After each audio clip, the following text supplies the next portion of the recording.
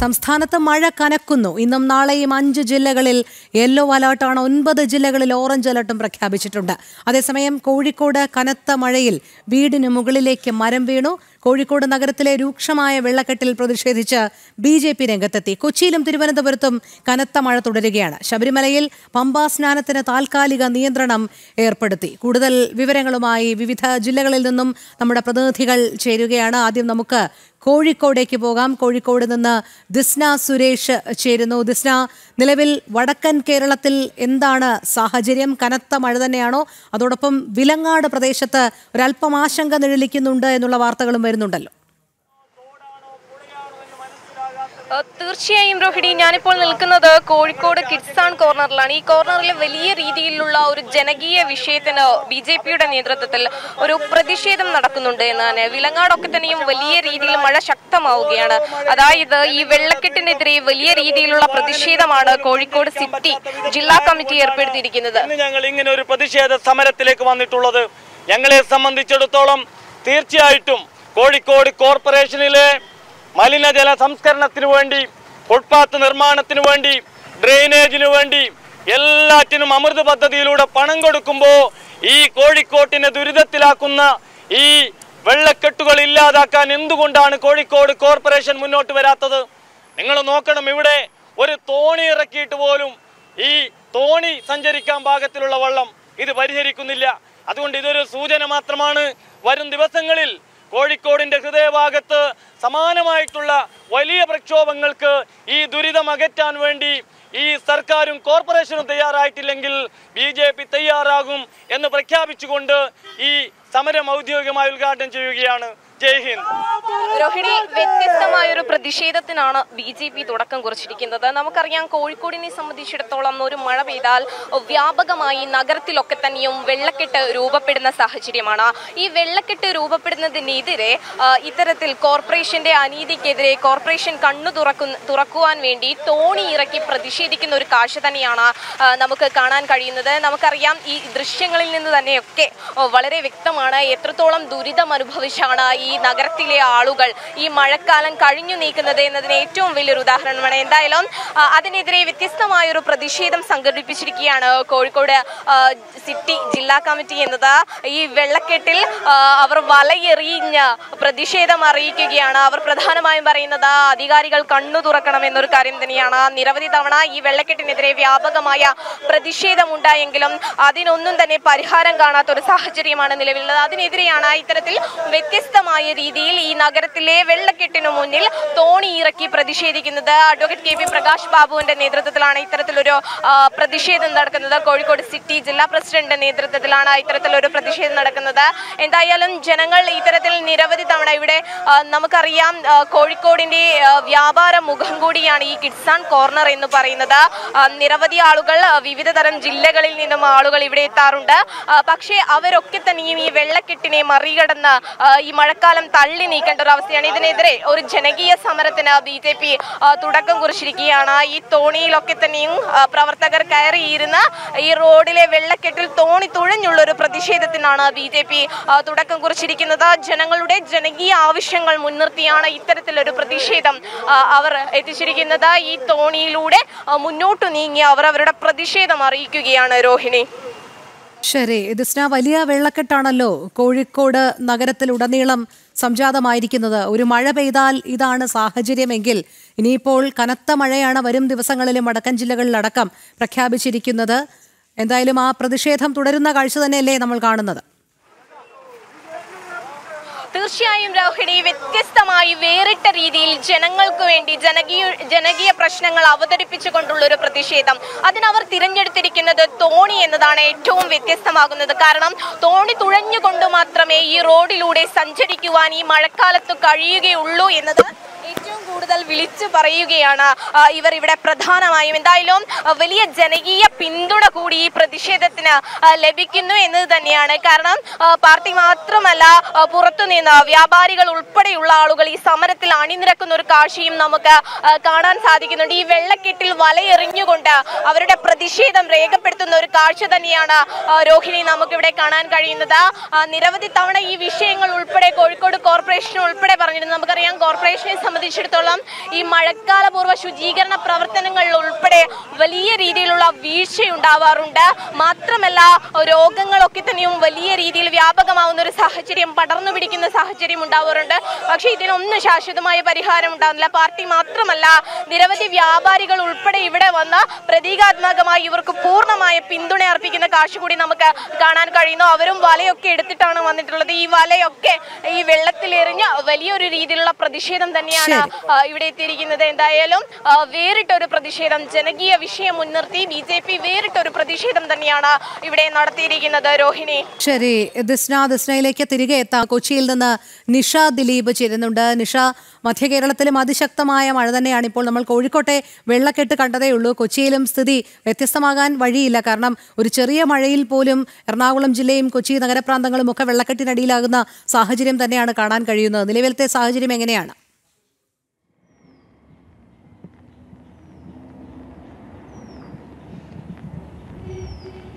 രോഹിണി, ഏതാനും ദിവസങ്ങളായി പെയ്യുന്ന ശക്തമായ മഴ കൊച്ചിയിൽ തുടരുകയാണ്. പക്ഷേ ഇന്ന് രാവിലെ മുതൽ മഴ പെയ്തെങ്കിലും ഉച്ചയോടുകൂടി മഴയ്ക്ക് നേരിയ ശമനം ഉണ്ടായിട്ടുണ്ട്. റെഡ് അലർട്ടാണ് ജില്ലയിൽ ഇന്ന് ഉള്ളത്. എന്തായാലും മഴ മാറി നിന്ന 1-2 മണിക്കൂറുകളാണ് കടന്നുപോയത്. ഇപ്പോൾ വീണ്ടും ചെറിയ രീതിയിൽ മഴ തുടങ്ങിയിട്ടുണ്ട്. ശക്തമായ മഴ തന്നെയായിരുന്നു കഴിഞ്ഞ ദിവസങ്ങളിലൊക്കെ കൊച്ചിയിൽ പെയ്തത്. എങ്കിലും രോഹിണി ചോദിച്ചതുപോലെ വലിയ രീതിയിലുള്ള വെള്ളക്കെട്ട്, ഇടവിട്ട് തന്നെ മഴ പെയ്യുന്നതുകൊണ്ട് വലിയ രീതിയിലുള്ള വെള്ളക്കെട്ട് നിലവിൽ നഗരത്തിൽ കാണാനില്ല. അല്ലെങ്കിൽ ശക്തമായൊരു മഴ പെയ്താൽ പോലും കൊച്ചി നഗരത്തിലെ പ്രധാനപ്പെട്ട ഭാഗങ്ങളെല്ലാം തന്നെ വെള്ളത്തിലാകുന്നതാണ് സാധാരണയായി ഉള്ളത്. എന്തായാലും ഇടവിട്ട് മഴ പെയ്യുന്നതുകൊണ്ട് ഇത്തരത്തിൽ വെള്ളക്കെട്ട് തൽക്കാലത്തേക്ക് കൊച്ചി നഗരത്തിൽ ഇല്ല. എങ്കിൽ പോലും മഴയ്ക്ക് ഒരു ചെറിയ ശമനമെന്ന് നമുക്ക് പറയാനായി ഞാൻ നേരത്തെ പറഞ്ഞതുപോലെ 1-2 മണിക്കൂറുകൾ മാത്രമേ ഉണ്ടായിരുന്നുള്ളൂ.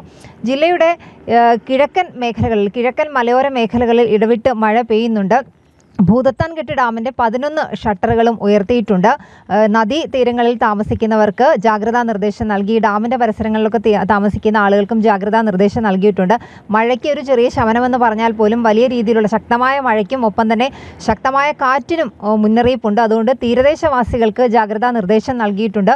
മത്സ്യത്തൊഴിലാളികളോട് കടലിൽ പോകരുതെന്ന് ശക്തമായി തന്നെ ജില്ലാ ഭരണകൂടം ആവശ്യപ്പെട്ടിട്ടുണ്ട്. അവർക്ക് മുന്നറിയിപ്പ് നൽകിയിട്ടുണ്ട്. മറ്റൊരു പ്രധാന കാര്യം തീരദേശങ്ങളാണ്. തീരദേശ മേഖലയിലേക്ക് വരികയാണെങ്കിൽ എറണാകുളം ജില്ലയിൽ തീരദേശ മേഖലയിൽ അതിരൂക്ഷമായ കടലാക്രമണമുള്ളത് എടവനക്കാട് ഭാഗങ്ങളിലാണ്. എടവനക്കാട്, ഞാറയ്ക്കൽ പോലുള്ള സ്ഥലങ്ങളിൽ അതിരൂക്ഷമായ കടലാക്രമണമാണ്. നമുക്കറിയാം, പ്രത്യേകിച്ച് വേലിയേറ്റ സമയങ്ങളിൽ ഈ തീരദേശവാസികളെ കടലിനോട് ചേർന്നുള്ള വീടുകളിലേക്കൊക്കെ ശക്തമായ രീതിയിൽ കടൽ വെള്ളം ഒഴുകിയെത്തുന്നുണ്ട്. തീരദേശവാസികൾ പറയുന്നത് അനുസരിച്ച് ഏതാണ്ട് കടൽ ഭിത്തി ഇല്ലാത്ത ഭാഗങ്ങളിൽ അവിടെയൊക്കെ താൽക്കാലികമായി, നമ്മൾ കഴിഞ്ഞ ദിവസമൊക്കെ കൊടുത്ത വാർത്തകളിലൊക്കെ കണ്ടതാണ്, താൽക്കാലിക കടൽ ഭിത്തികൾ അല്ലെങ്കിൽ താൽക്കാലിക സംവിധാനങ്ങൾ മാത്രമാണ് ഈ ഞാറയ്ക്കൽ, കണ്ണമാലി പോലുള്ള സ്ഥലങ്ങളിലൊക്കെ ഉള്ളത്. അവിടെ സ്ഥിരമായ ഒരു കടൽ ഭിത്തി വേണമെന്നത് വർഷങ്ങളായി തീരദേശവാസികളുടെ ആവശ്യമാണ്. അവിടെ ഇപ്പോൾ ഈ ജിയോ ബാഗുകളിൽ മണ്ണ് നിറച്ചിട്ടുള്ള താൽക്കാലിക കടൽ ഭിത്തി, അല്ലെങ്കിൽ ഇതിനു മുൻപ് ഉണ്ടായിരുന്ന കല്ലുകൾ അടുക്കിയുള്ള കടൽ ഭിത്തി, അതൊക്കെ തന്നെ ഏതാണ്ട് തകർന്ന നിലയിലാണ്. ഈ ജിയോ ബാഗുകളിലെ മണ്ണുകളടക്കം ഈ കടലിന് സമീപമുള്ള വീടുകളിലേക്ക് ഒഴുകിയെത്തുന്ന സാഹചര്യമുണ്ട്. ഞാറയ്ക്കൽ, എടവനക്കാട് മേഖലകളിൽ അതിരൂക്ഷമായ കടലാക്രമണമാണ്. കടൽഭിത്തി സ്ഥിരമായി വേണം എന്നതാണ് തീരദേശവാസികളുടെ ആവശ്യം. ഈ കടൽ കരകവിഞ്ഞൊഴുകുന്നതോടെ തീരദേശവാസികളുടെ വീടുകളിലേക്കൊക്കെ വെള്ളം ഒഴുകിയെത്തി തുടങ്ങിയിട്ടുണ്ട്. നമുക്കറിയാം, ഈ വേലിയേറ്റ സമയങ്ങളിൽ ശക്തമായി തന്നെ ആയിരിക്കും കടൽ ഒഴുകി കരയിലേക്ക് കയറുന്നത്. ശക്തമായ തിരമാല തന്നെയാണ് ആഞ്ഞടിക്കുന്നത്. എന്തായാലും തീരദേശവാസികൾ വലിയ പ്രതിഷേധത്തിൽ തന്നെയാണ്. വരും ദിവസങ്ങളിൽ ഇനി കൂടുതൽ മഴ മുന്നറിയിപ്പുണ്ട്, ശക്തമായ കാറ്റിനുള്ള മുന്നറിയിപ്പുമുണ്ട്. അതുകൊണ്ട് തന്നെ ഇനിയും കടലാക്രമണവും ഈ ശക്തമായ തിരമാലകളും ഒക്കെ ഉണ്ടാകാനുള്ള സാധ്യതകളുണ്ട്. എന്തായാലും തീരദേശവാസികളെ അവിടെ നിന്ന് മാറ്റാനായിട്ടുള്ള നടപടിക്രമങ്ങൾ ആരംഭിച്ചിട്ടുണ്ട്. ഒപ്പം പലരും വീടുകളിൽ നിന്ന് ബന്ധുവീടുകളിലേക്കും മറ്റും അഭയം തേടിയിട്ടുണ്ട്. നിലവിൽ ഇതാണ് കൊച്ചിയിലെ സാഹചര്യം. രോഹിണി. ശരി നിഷ, നമ്മൾ കോഴിക്കോട്ടേക്ക് വീണ്ടും പോവുകയാണ്. ദിസ്ന ചേരുന്നുണ്ട്. ദിസ്ന, നമ്മൾ കണ്ടതാണ് BJPയുടെ നേതൃത്വത്തിലുള്ള ഒരു ജനകീയ പ്രതിഷേധം. നഗരമധ്യത്തിലാണ് തോണി ഇറക്കി തുഴയാൻ തക്കവണ്ണമുള്ളൊരു വെള്ളക്കെട്ട് രൂപപ്പെട്ടിരിക്കുന്നത്. ഒരു സാധാരണക്കാരൻ എങ്ങനെയായിരിക്കും ഈ കാലവർഷപ്പെയ്ത്തിനോട് പ്രതിരോധിക്കുക എന്നുള്ളതാണ്. സർക്കാർ സംവിധാനങ്ങളൊക്കെ അമ്പയെ പാളുന്ന കാഴ്ചയിലെ നമുക്ക് അവിടെ നിന്നും കാണാൻ കഴിയുന്നത്.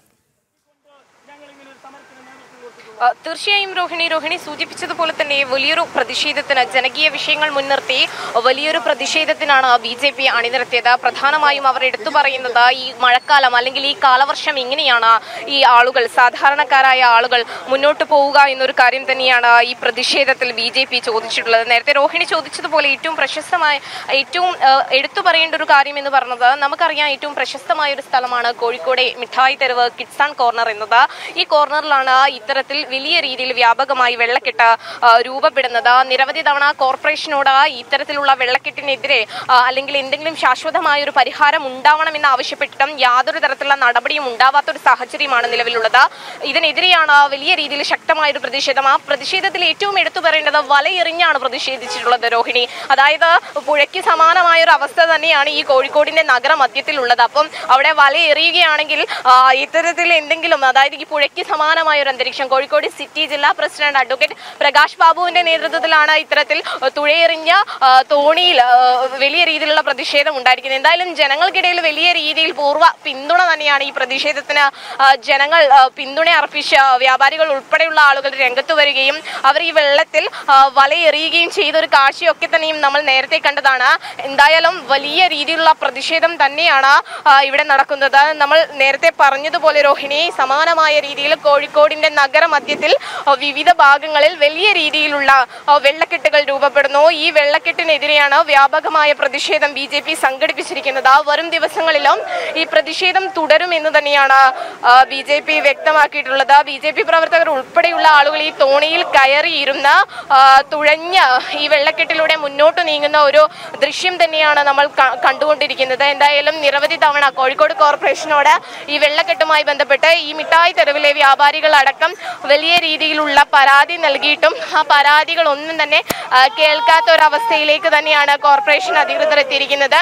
എന്തായാലും ഇനി ഈ പ്രതിഷേധം മുന്നോട്ട് കൊണ്ടുപോകുമെന്ന് തന്നെയാണ് BJP വ്യക്തമാക്കിയിട്ടുള്ളത്.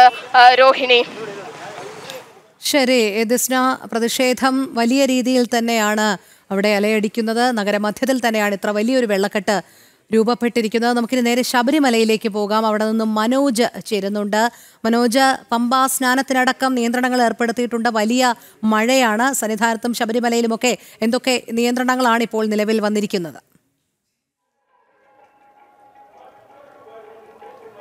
രോഹിണി, രാവിലെ മുതൽ ശക്തമായ മഴ തന്നെയാണ് പമ്പയിലും ശബരിമലയിലും ഈ സന്നിധാനത്തൊക്കെ തുടരുന്നത്. ഇപ്പോഴും അത് അങ്ങനെ തന്നെ തുടരുകയാണ്. 4 മണിയോടുകൂടി നട തുറന്നു. നിരവധി ഭക്തരാണ് ഇപ്പോൾ ദർശനത്തിനായി എത്തിക്കൊണ്ടിരിക്കുന്നത്. എന്തായാലും ഈ ഭക്തർ എത്തുന്നതുമായി ബന്ധപ്പെട്ട് നിർദ്ദേശങ്ങളും നൽകിയിട്ടുണ്ട്. അതായത് ജാഗ്രതാ നിർദ്ദേശം എന്ന് പറയുന്നത് പമ്പയിൽ നിന്നും സന്നിധാനത്തേക്കുള്ള പാത, ആ പാതയിലൂടെ മലചവിട്ടി എത്തുന്നവർക്ക് ഈ മഴയത്ത് ഇങ്ങോട്ടേക്ക് കയറി എത്തുമ്പോൾ കൃത്യമായുള്ള ജാഗ്രത പാലിക്കണമെന്നുള്ള നിർദ്ദേശം നൽകിയിട്ടുണ്ട്. അതോടൊപ്പം തന്നെ ഈ പമ്പ ത്രിവേണിയിൽ സ്നാനത്തിനും അതോടൊപ്പം തന്നെ അവിടേക്ക് ഇറങ്ങുന്നവർക്കും ഈ ഒരു നിർദ്ദേശം നൽകിയിട്ടുണ്ട്. അതോടൊപ്പം നിയന്ത്രണം ഏർപ്പെടുത്തിയിട്ടുണ്ട്. കാരണം മഴ ശക്തമായതിനാൽ തന്നെ പമ്പയിലെ ജലനിരപ്പ് ഉയരുന്നുണ്ട്.